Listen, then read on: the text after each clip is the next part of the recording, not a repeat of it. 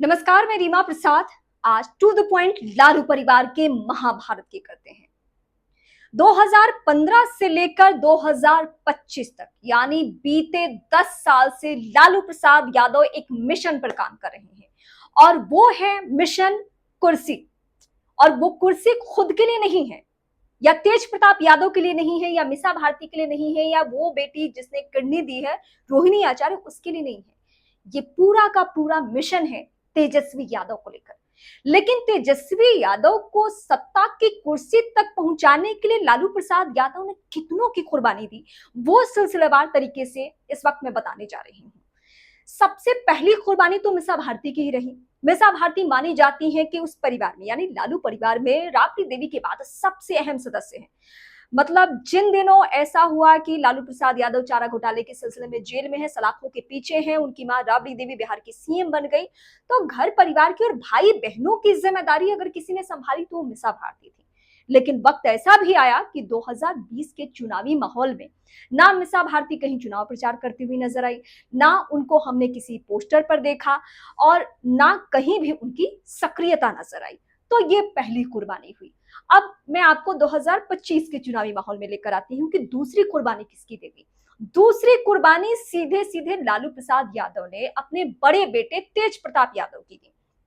तेज प्रताप यादव का जो शादीशुदा मामला है, जो उनकी निजी जिंदगी है, उसमें बवाल बहुत पहले से है। ऐश्वर्या राय से उनकी शादी होती है और उसके बाद तलाक के लिए मामला कोर्ट पहुंच जाता है। लेकिन इसी बीच बीते 2 महीने पहले एक ऐसी तस्वीर सोशल मीडिया पर रातों रात सुर्खियां बन जाती है, वो है उनकी दूसरी शादी को लेकर। ऐसा दावा किया गया कि तेज प्रताप यादव ने दूसरी शादी कर ली है। अब ये पार्टी के एंगल से भी और कानूनी एंगल से भी ये अड़चने पैदा करने के लिए काफी थी। अब आनन फानन में लालू प्रसाद यादव ने ये दूसरी कुर्बानी दी तेज प्रताप यादव की, और बाकायदा एक ट्वीट किया गया कि इनको पार्टी से निष्कासित किया जाता है और परिवार के किसी भी सदस्य से इनका कोई वास्ता नहीं है। और ये भी सिर्फ और सिर्फ इसलिए किया गया कि अगर तेज प्रताप यादव को पार्टी और परिवार से बेदखल नहीं किया जाता है तो कानूनी एंगल से भी, जो कि तलाक उनका नहीं हुआ है तेज प्रताप यादव का, तो वो पूरे परिवार को इस मामले में घसीटा जा सकता है और जिसमें तेजस्वी की छवि पर भी नुकसान होगा। और खुदा ना खास्ता ये केस बहुत आगे चला या तेजस्वी यादव का भी नाम इसमें डाल दिया गया तो नुकसान बहुत ज्यादा। तो चुनाव को लेकर ये बड़ा फैसला ले लिया गया और तेज प्रताप अब बहुत ज्यादा हमलावर हो चुके हैं, परिवार को लेकर, माता पिता को लेकर तो नहीं, लेकिन अब तेजस्वी यादव को लेकर खुलकर वो सवाल भी उठाते हैं और खुलकर उनके ऊपर कटाक्ष भी करते हैं। अब आते हैं हम तीसरी कुर्बानी पर, और ये तीसरी कुर्बानी क्या लालू प्रसाद यादव को या तेजस्वी यादव को बहुत भारी पड़ने वाली है, इस पे हम फोकस करते हैं क्योंकि बहुत जरूरी है। ये मामला ताजा ताजा है और इस वक्त भी चल रहा है। ये है रोहिणी आचार्य। रोहिणी आचार्य सुर्खियों में तब आई। वैसे तो लालू प्रसाद यादव की बेटी है तो जाहिर सी बात है सब जानते हैं, लेकिन ज्यादा उनके ऊपर चर्चा तब होनी शुरू हुई जब सिंगापुर से एक तस्वीर सामने आई और उसमें पता चला कि लालू प्रसाद की बेटी रोहिणी आचार्य, जो सिंगापुर में अपने परिवार के साथ रहती है, उन्होंने लालू प्रसाद यादव की जिंदगी बचाने के लिए अपना किडनी दे दिया है। अब बेटी के तौर पे बहुत सम्मान बढ़ा। बीते लोकसभा चुनाव में उन्होंने सांसद का चुनाव भी लड़ा, हालांकि वो चुनाव हार गई, लेकिन इस चुनाव में भी उनकी सक्रियता खूब देखी जा रही थी।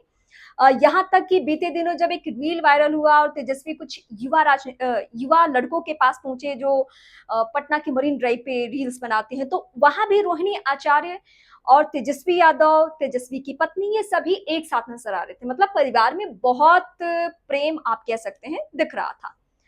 अब रोहिणी आचार्य ने क्या किया और क्यों उनकी कुर्बानी हुई वो बताती हूँ। पिछले दिनों रोहिणी ने एक ट्वीट था, एक पोस्ट ऐसा था जिसमें संजय यादव को लेकर बयान दिया गया था। संजय यादव को लेकर जो स्टेटमेंट था, उस स्टेटमेंट में हमने ये नोटिस किया कि ये कहा गया था कि जो कुर्सी है, फ्रंट सीट है तेजस्वी यादव की, उस पर संजय यादव किसी भी सूरत में ना बैठे।